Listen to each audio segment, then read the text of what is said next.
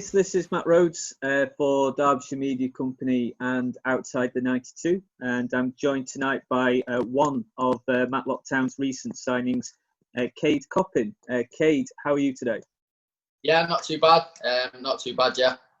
Good stuff. So as I said just then, you're one of, I think, 4 signings that's been announced so far by Matlock Town. What attracted you to the Gladiators? Was it a tough decision to make to move over to Matlock, and how did Paul Phillips sell the club to you? I've known about Matlock for a while anyway, obviously playing at this level for a number of years, and always enjoying obviously playing down at Matlock. But no, not really difficult really. Obviously played for Phillips for nearly 10 years. Know him really well, know what he expects. And Matlock are a massive club at this level, and shouldn't really be in this league. Obviously, every time we've played there, it's got a really nice stadium. There's always the fans there. And yeah, from obviously being there the last couple of Saturdays and doing a bit with the lads, got a good group together. Yeah, and you mentioned before that you've worked with Paul Phillips. For Matlock fans, they've not actually seen a great deal of the team under Paul Phillips, because once we sort of started to get going under him, obviously everything happened in the world and everything had to stop. So they've not really seen much of the team under his stewardship. What's his key attributes? What's the team like that's managed under Paul Phillips? Hard work. Pure and simple. Like I said, I know him on a personal level. He's a really good guy. You can speak to him obviously away from football, but while you're at the club, you do your utmost to represent the club the best way you can. The teams that I've played in under him have always been hard working, honest lads, are there for the right reasons, and he'll always make sure the lads are looked after. That's the kind of guy he is, but at the same time he wants a little bit back, and obviously fans come in and they pay their money, and minimum requirement is hard work.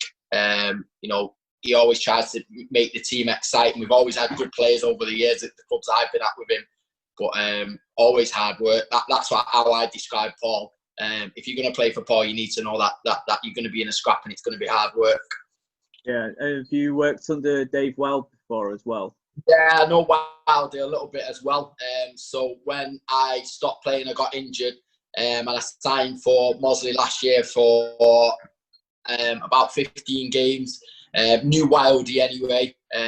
Funnily enough, me and Wildy had a bit of a disagreement, which ended up bringing us together, because he's similar to Philo. Hard work. That's a bare minimum. If you're not willing to work hard, then unfortunately you're not going to be able to play for Dave and Paul, because that's what they expect. Yeah, and your role is a bit different to everyone else that's come into Matlock so far, because as well as the playing role, you're also taking up an assistant coaching role as well. Is this the first coaching role that you've had in the game, and how much time are you going to be devoting towards the coaching side of things? Hopefully a lot. So I've managed a ladies team before. I've not done anything in the men's game in sort of first team, but I've done under 16s and under 15s. That's kind of where I want to go. I want to be a manager, if obviously possible, but as much as I can. So obviously when Philo and Dave offered me to come in and do that side of it, obviously that's what I want to do. Obviously I love playing. So yeah. Cool. Okay. And for anyone that's not familiar with you, if they've never seen you play before, what is your playing style? What can they expect from you once we finally get way on the pitch? I'm strong, good in the air. Like to think I'm quite intelligent. Always work hard. And always try and make sure the team's playing to what the manager wants. So trying to transfer what we do at training, and kind of just making sure everything glues together really. Both footed, so I can play either side. I can play right or left. I can play central as a forward. And yeah, quick, quick, strong, like the ball to go back to front if possible. If you know we're playing shorter, like to try and stay out the play until it gets in the final third. And we'll leave the midfielders to do what they need to do really. But yeah, just occupying defenders, keeping people busy, not giving anyone any time, making sure defenders are always on the toes and working them hard. Yeah. Oh, okay. And just going back, since early March, obviously it's been a really, really strange past few months, and it's been unprecedented. Obviously, we still don't know exactly when the new season's going to start, but what's it been like trying to maintain your fitness, especially when lockdown was at its strictest? Obviously, this is before you went to Matlock, but how difficult was it to sort of keep your fitness levels where they should be, and what's it like trying to prepare for a season when you don't know when it's going to start yet? Difficult, really, because I think a lot of lads are at different stages. Because once the season finishes, a lot of lads like to obviously go on holiday, have some downtime, do different things away from football, because football, it's a long season. And I always say, at this level, you've got to be devoted. You can't sort of be half-hearted, because you're with the lads on a Tuesday, Thursday, and a Saturday, and depending on where you're playing, you can be with them from 9 a.m. till midnight. Yeah. It's a long slog. But myself, I'm a part-time PT, so I'm always keep myself in shape anyway. Even in the off season, I always like to try and come back as fit as possible. So it's not really been that difficult for me.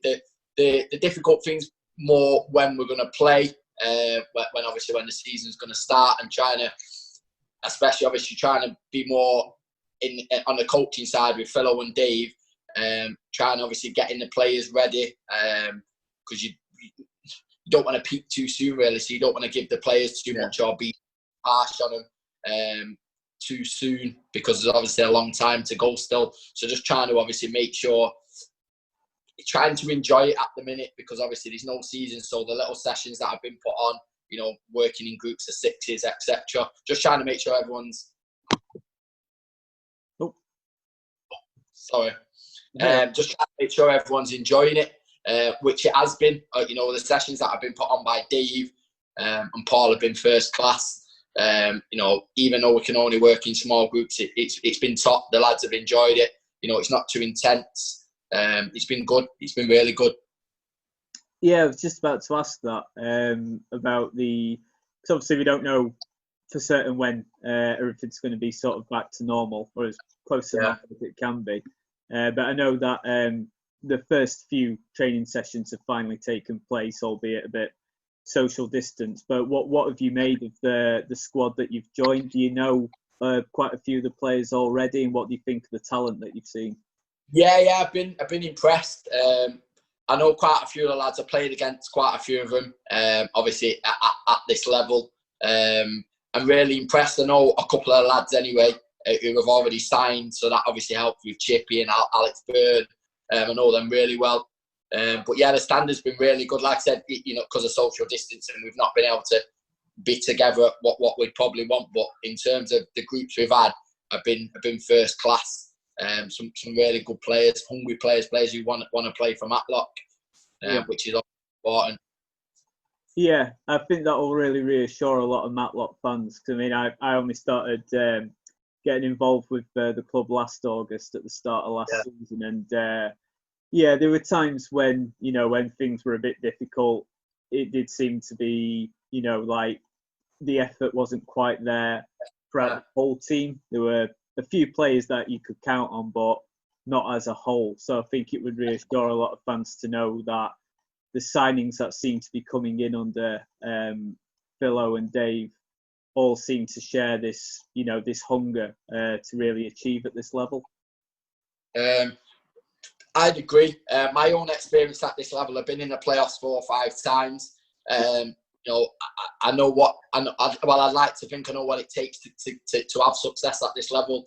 And I always say, I had a chat with Paul and just say, you're not going to say we're going to set out to win the league. That'd be ideal. But I think to say you want to finish in the top 5 should be realistic for any club at this level. I think to start the season and not want to finish in the top 5, it just don't make sense to me. Obviously, I've been in non-league since I was 18, so I've seen different clubs, different levels, but I think you should always set out to finish in the top 5. And I think it gives off a good, sort of vibe to the fans to know that that's what the players are aiming for, and it's not just, we're happy to finish mid-table, because as long as I've known Philo and the teams I've been under Philo and the short time I've known Dave, they won't accept that. And I always think that's a good sign, because you want success, but at the same time you've got players who know what it's going to take to get there, and they're going to work hard to get there, because it don't come easy to finish in the top 5. You've got to work hard for it. So I think the top 5 is something that we've got to be aiming for, and try and finish as high as we can. And I think if the fans know that, they'll obviously understand a lot more from the side why players might be a little bit more passionate. And I obviously can't say what's gone before player-wise, but at the minute, the group that's there's some really good lads, and I don't know who was here last year, but definitely underachieved from what I've seen so far, because there's some top players. Yeah, I think it was just very, very inconsistent last season. So once sort of 2 league defeats in a row, I think there was a lot of sort of the mental side to it as well. They kind of heads went down, and they always seemed to pick it up in a cup match, because it seemed like the pressure was a bit off them. And then when it came back to the league, it was like, oh no, it's back to the league again, back to a bit of a dogfight. So I think fans will be really reassured, I think, of the kind of players that are coming into the team. And just finally, really, so obviously looking ahead to this season, as you mentioned before, you say Matlock, quite a big, quite a well-known team for this level of non-league. And you said before, it probably shouldn't be in this division. It's a team that's been in this league for a long time now. It's been stuck in a rut a little bit. What can fans for this season ahead expect from this team? What kind of playing style, and what's your ambition for the team in the future? So like I said, I think I'm the most experienced player in terms of playing under Paul and Dave, in terms of knowing them, knowing what they expect and the style. It'll be trying to get the ball forward as quick as possible. The players who are playing up top and around, the front line will be explosive, trying to score goals, balls in the box. Defensively, midfielders will have to work hard. That'll be the bare minimum. Paul was a goalie himself, so set pieces, massive, absolutely massive. They'll be worked on every single week. And that's his bugbear. If we're conceding goals on set pieces, or we're not scoring goals on set pieces, then that'll be a problem. I know Wild is the same. He goes through everything with a fine comb. So if them things are not done, they won't be happy. So set pieces and things like that will always be organised. But exciting. Young players, hungry players, trying to get the ball out from the back if possible, depending obviously on conditions. Paul's massive, obviously, on conditions. He knows this level, and he knows what it's going to take maybe to go and win away at Grantham, to maybe go and win at South Shield, which will be totally different.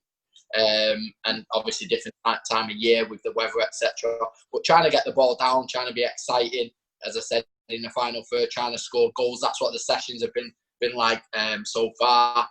Short, sharp, loads of shots, crosses. And like I just said, the bare minimum for Paul and Dave will be hard work and exciting, trying to make fans come through. Fans who want to come and watch the team because they genuinely like watching the team play. And it's not always going to be perfect. It's not always going to play great football. But ultimately, it's about getting 3 points and making sure that we're in that top 5. So come the end of the season, we've either got 2 games to play in terms of 2 playoff games, or we've got the league title. Obviously, a league title would be great, but for myself, I always just set out to finish in the top 5, and then anything after that's a bonus. I always just say as well, I think it's a massive shame to set out in the season and not have something to play for come April. Yeah. Excuse me. I always nice to, if you can get in the playoffs like I've been myself, you know, if you can secure that 3rd or 4th place with 4 or 5 games to go, you can get everyone excited for the playoffs. You know, the club can prepare, the fans can prepare for the games, and it just gives, you know, all the hard work that everyone's been doing, like yourself, the guys behind the scenes who the lads don't see a lot of the time. You know, it gives them, you know, the hard work you've put in. You've got, you know, a playoff game to kind of say that's where everyone's success has gone, really. And as I said, the clubs I played for, there's a lot of volunteers, and a lot of them work hard. You know, you don't get paid, and they work in loads of hours. So it's always nice kind of just to give something back. Whereas if you finish 9th or 10th or 11th, you know, people are still happy, but there's no reward from it, really. So yeah, that's kind of will be my ambition to the lads, especially turning 32. Just trying to obviously pass on a little bit of experience from being in the playoff myself with Paul, and yeah, just trying to get a team that's successful, because I genuinely believe Matlock shouldn't really be at this level. Really good club, stadium's really nice. I've met a couple of the guys behind the scenes, like yourself and a couple of other guys. Everyone's really hard working, and sometimes in non-league you don't get that at clubs. You know, people are just there, they turn up, and that's it, really. Whereas Matlock's been totally different from everyone I've met over the past couple of weeks. So yeah, hopefully when we can get to the ground, we can obviously meet everyone, and once the training starts and the pre-season games start, everyone will be happy with what Paul and Dave have done. Cool, okay. Well, yeah, thanks for your time, Kate, because we're trying to get through interviews with everyone that's come into Matlock. I am just about on top of it now, but I'm pretty certain there's going to be more players to come sooner rather than later. So I think I'm still going to be quite busy. But thanks for your time, and yeah, just keep training hard, and hopefully we'll see you on the pitch sooner rather than later. Yeah, top man, I appreciate that.